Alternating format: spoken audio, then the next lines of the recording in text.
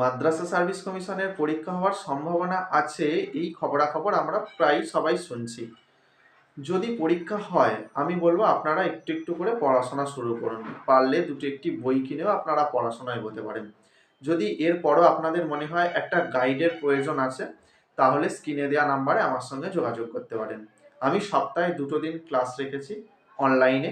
সেই অনলাইন ক্লাসে সন্ধ্যার টাইমে, এটাও বলে রাখি, দিনের মানে সকালের দিক বা বেলার দিকটা নয়, সন্ধ্যার টাইমে রেখেছি, কারণ সকালবেলা বা দিনের দিকটা আমার আরও বিভিন্ন রকম প্রাইভেটের সঙ্গে আমাকে যুক্ত থাকতে হয়।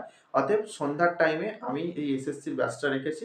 সেখানে যদি আপনারা সাহায্য পেতে চান তাহলে অবশ্যই স্ক্রিনে দেওয়া নাম্বারে আমার সঙ্গে যোগাযোগ করবেন। আমি হোয়াটসঅ্যাপ গ্রুপে আপনাদের জয়েন করিয়ে দেবো এবং গুগল মিটে আপনাদের ক্লাস করাবো। তবে একটা বলে রাখি, আমি সাহায্য করছি কোনো রকম আর্থিক লেনদেন ছাড়া। আপনাদের মনে হতে পারে আমরা যেখানে 5,000 টাকা 10,000 টাকা দিয়ে ভর্তি হচ্ছি, মাসে মাসে 500,000 টাকা দিয়ে পড়াশোনা করছি, নিশ্চয়ই সেটা অনেক বেশি আমার থেকে হতে পারে। কিন্তু না, এটা আপনারা ভাববেন না। আপনারা হতেই পারেন 5,000 2,000 টাকা দিয়ে যে কোনো প্রতিষ্ঠানে ভর্তি, কিন্তু আমি তো যেহেতু সাহায্য করছি, আপনারা আমার ক্লাসটা কয়েকটা দিন করুন। তা যদি ভালো না লাগে আপনারা অবশ্যই গ্রুপ থেকে রিমুভ হয়ে যেতে পারেন। আর যদি ভালো লাগে তাহলে আপনারা যতদিন না পরীক্ষা হচ্ছে আমার সঙ্গে তাল মিলিয়ে ক্লাস করতে পারেন। আমি সিলেবাস ধরে ধরে, আমাদের মাদ্রাসা সার্ভিস কমিশনের 3টে পার্ট আছে, একটা হচ্ছে টেক্সট, একটা হচ্ছে সাহিত্য ইতিহাস, একটা হচ্ছে ব্যাকরণ। আমি টেক্সটগুলো নবম দশম শ্রেণীর যা টেক্সট আছে সব সুন্দর করে বুঝিয়ে দেব, শর্ট প্রশ্ন আলোচনা করব, মক টেস্ট নেব।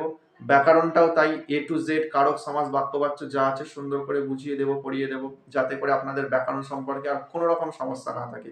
যেভাবে আমি একটা মাধ্যমিক স্টুডেন্টকে সুন্দর করে ব্যাকরণ শেখাই, আপনাদেরও ঠিক সেইভাবে শেখাবো।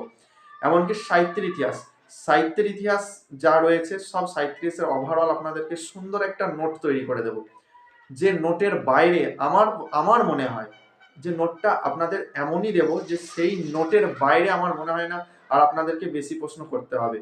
কারণ আমি বলছি না যে করতে হবে না, এরকমটা না, কিন্তু আমি সর্বত্রভাবে চেষ্টা করব যে আপনাদের এমন কিছু তথ্য দিতে যে তথ্যগুলোতেই আপনাদের কাজ হয়ে যাবে অনেকটা।